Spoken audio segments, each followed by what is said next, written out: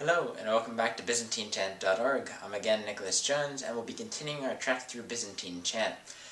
Now, to recap some things that we learned last time, we went through a melody, we began to learn some rhythm, specifically the klasma, the sideways apostrophe that adds a beat to notes, along with aptly, diply, and triply, which also add beats to the note. And then here's our scale that we deal with, mi, pa, vu, ga, vi, ke, zo, ni. And here's some of the symbols that we've learned thus far, specifically dealing with up for the moment. We learned the ison, which is go up 0, the oligon, which is go up 1, and then we have the unstressed and the stressed syllable as well. We learned how to jump up 2, where we have two different ways of writing this, depending upon where the melody goes. And we also have the stress symbol for jumping up 2. Now we're going to delve into two different sections of going up notes, just more jump up symbols, and I'm going to throw a lot of symbols at you right now, mostly because we have a cheat sheet online where you can kind of look through these, but there's nothing really new that's being added, just different ways of representing different jumps. So in order to jump up 3 notes, otherwise known as a fourth, we have this symbol combination where we have the oligon and we have the kentimatos on top this time instead of on the bottom, so we bring it up to the top, and then that means jump up a third. Now, for Western musicians, oftentimes we can call this a third, or a fourth, or a fifth.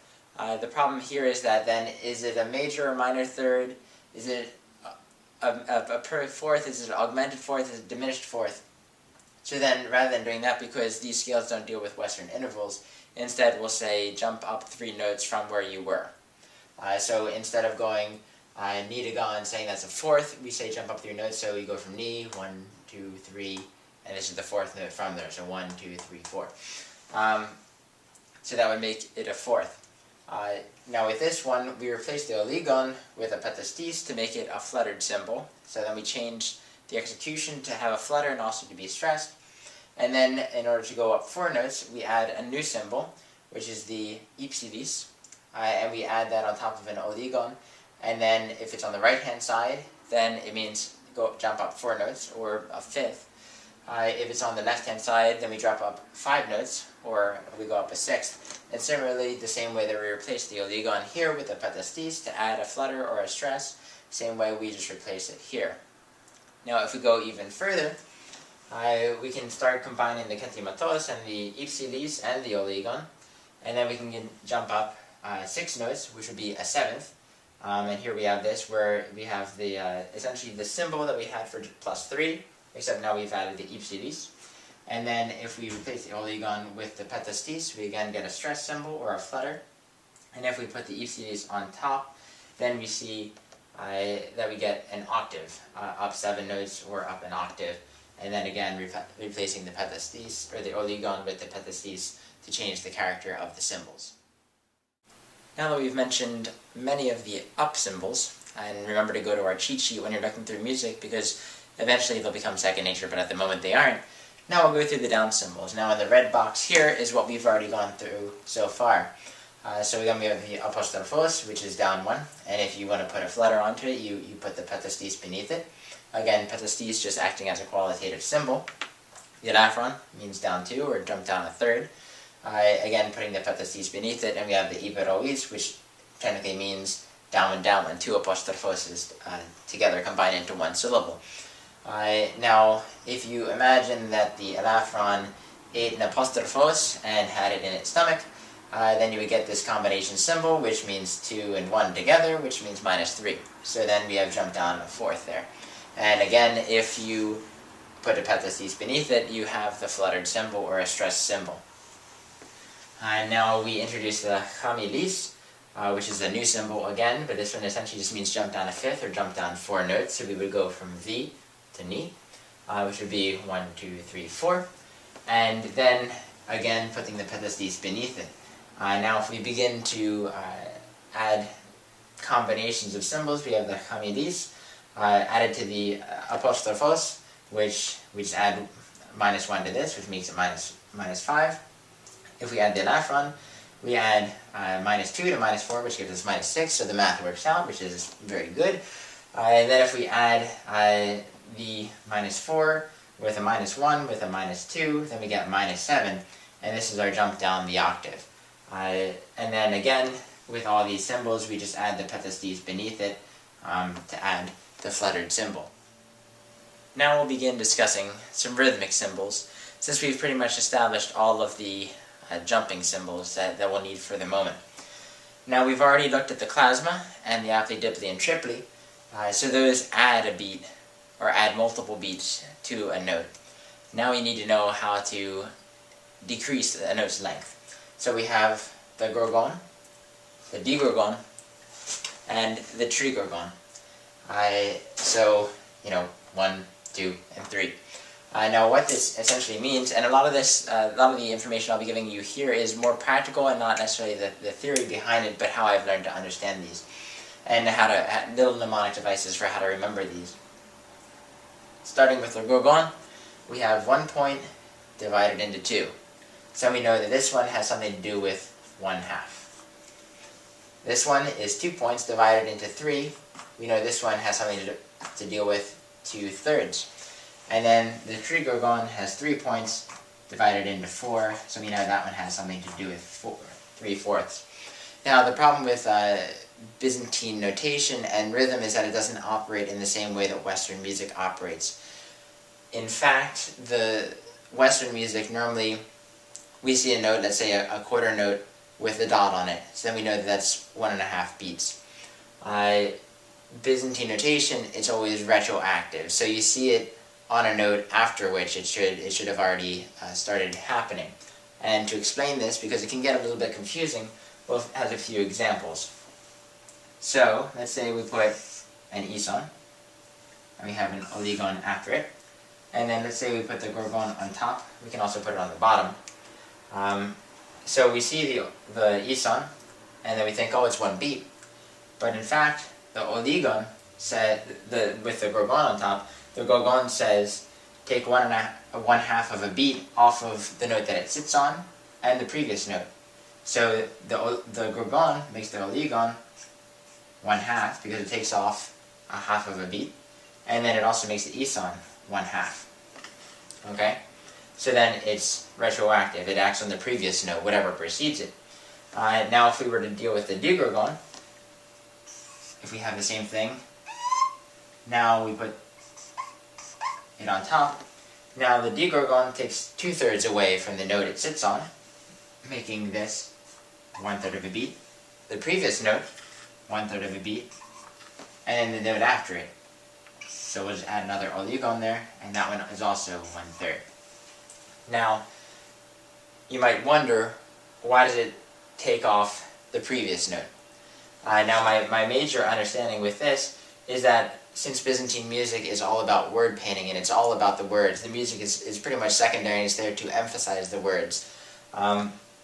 When you're reading music, you should always be reading ahead, reading the note, the next note that you have to sing, or at least reading the next note, if not reading, the next line, so that you are never unfamiliar with what you're going to sing. You're always 1 step ahead of what you're supposed to be singing. So in this way, if you're not reading ahead, you're going to be wrong. Because when you see this note, you should already be here and know that this is going to be 1/2. If you're reading this note, you should already be here and know that this is going to be 1/3, and that this note will be 1/3. So it's kind of, Byzantine notation is forcing you into reading ahead and telling you you should be doing this anyway, so it's going to kind of push you ahead and make you do what it wants you to do. Now, if we have the trigorgon, now we can just go down here, and now, instead of having 3 notes it affects, we have 4 notes. So we go there, and again, all of these, they only affect 1 symbol ahead of them, before them, but they affect either no symbols after them, 1 symbol, or this one affects 2 symbols.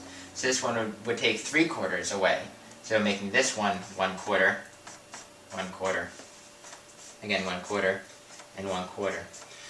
Now, the Western notation equivalents of these are, it makes these 2 half notes, or 8th notes rather. It makes this a triplet, because all of these take a 1 beat, and it makes all these 16th notes. So we've begun to introduce rhythm a little bit. Now we'll go further, just for practical examples, to kind of demonstrate what the gorgon means and how it combines with klasma and things like that. So let's just do that. But let's add let's say an ison. Let me put a klasma on top of it.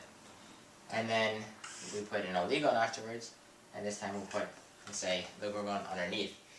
Now, this operates because we said that it takes a half a beat off the note it sits on, so that we know that the oligon is going to be a half a beat. Now, this symbol here is 2 beats because we put a class on top, which makes it 2 beats. But the gorgon takes a half a beat away, so this one will be 1.5 beats. So 1, 2, end. Okay? So now, if we were to add, let's say, the D gorgon on top, it takes away 2/3, making this one 1/3 of a beat, and it takes away 2/3 from this one, which was 2 beats, making this 1 1/3, and then we'd have to add something. Let's say we have the apostrophos, and now that one's going to be 1/3. So like 1, 2, and da da da da da da. So we have a triplet there. So we've seen some combined symbols before. We've seen these two in particular, and so this is the oligon with the kentimaton on top. This is the kentimaton with the oligon on top. Now some people might say, like, what's the difference? They pretty much do the same thing, except we've already told you before that this one will start a new syllable, most likely. This one can't start a new syllable because we read from bottom up. So we read the kentimaton first, which has to be elided to a previous symbol. Now let's say we wanted to add rhythm to this. So we'll add the gorgon up here, and we'll add the gorgon there. Now these operate in 2 different fashions because, as we've seen before, we have the oligon, and we have the kentimaton, and here we have the kentimaton followed by the oligon. Now the one thing to know about the gorgon is that whenever it's in some sort of symbol combination with the kentimaton, it will always sit on the kentimaton. So here we put it there, and here we put it there. So then, as we've just demonstrated before, it would make the kentimaton 1/2, and it would make here the oligon 1/2, because it takes a half a beat off the note it sits on and a half a beat off the previous note. Here, the oligon is 1 beat, because there's no gorgon after it, because the gorgon sits on the kentimaton, but it makes the kentimaton 1/2, and whatever note precedes it, it takes off a half a beat as well. So let's say we put an ison here, and then we put our ison here, it would make our ison 1/2 as well. If we put an ison there, and we put the ison there.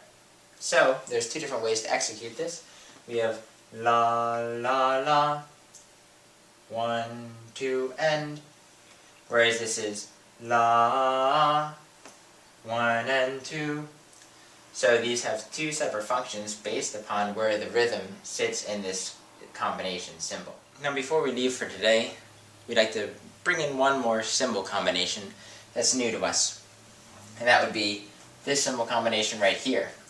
Now we've seen the apostrophos, we've seen the elafron, but if we put them together, and most of the time if they touch, it forms a new symbol combination. And this is a different rhythm, which we've just been learning with the gorgons. So, for example, we'll use our iperois. So if we put our gorgon on top, if we put a symbol on top, it means it acts on the first of the apostrophos in that symbol. So if we have an ison here with iperois, with the gorgon, it means this. We have ison with apostrophos, with the gorgon on top, followed by another apostrophos, making this one 1/2, making the one before it 1/2, and this one is 1. Now the thing is here is we can't put another syllable here, because where will it sit? So we have, if we start on vu, let's say, then 1 and 2. So we wouldn't start a new syllable on this one. What if we wanted to go then he? Now we have the synechis elafron, which is what the symbol here is called. So here we have the ison, and then we actually have some sort of like little resting place here where we can put a syllable. So we can put then he, which when written, exploded here, looks exactly like this one. But we can put a syllable here, and we can put a syllable here. Again, 1/2, 1/2, and 1. So these two symbol combinations here essentially mean the same thing rhythmically. But when we're dealing with texts, they mean different things because now we can put syllables at this specific location. So, for ByzantineChant.org, I'm Nicholas Jones. Thanks for joining us.